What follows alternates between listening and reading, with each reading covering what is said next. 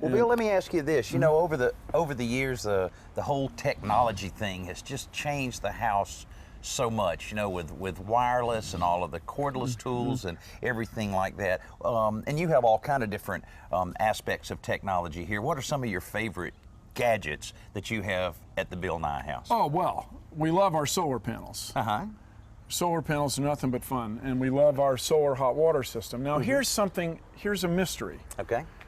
We have entrepreneurs, we have attorneys that protect intellectual property, we have big box home improvement stores.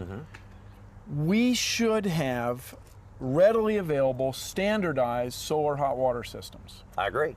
And you could say, well, Bill, why don't you go in that business? And my answer would be, well, maybe I will.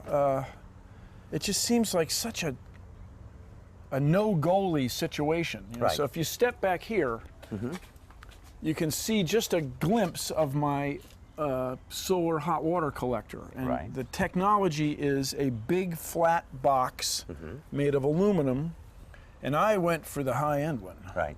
Mine's not painted. Mine is anodized. And anodized is a word that comes from the anode.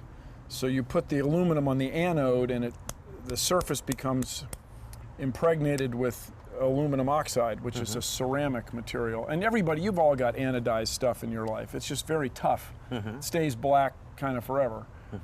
And so that gets really hot, and there's a just copper pipe that zigzags through the box, and it gets quite hot. This time of year, it's late summer, or it's about to be fall. Right. That box will get to be 50 Celsius. It's 120 Fahrenheit. Just for free. Right. Okay, for free. And the water heater represents 13–14% of your utility bill anyway. That's so right, yeah. Heck of a good start in bringing that cost down. And so in California, they had a great deal in the 1980s. And you meet these guys, the plumbers that used to work there. We used to work in that business, rather. Oh yes, I used to have 50 crews. This guy told me, not 50 people. Right. 50 crews of 4 guys. Wow. And so this part of Southern California, like in the 818, like in the valley, right. like where we like totally live, there are a lot of these systems still in service. But the economy went in such a way that people didn't think that was a good investment in the 1980s, and now, of course, everybody looks back, you know. So we'll see.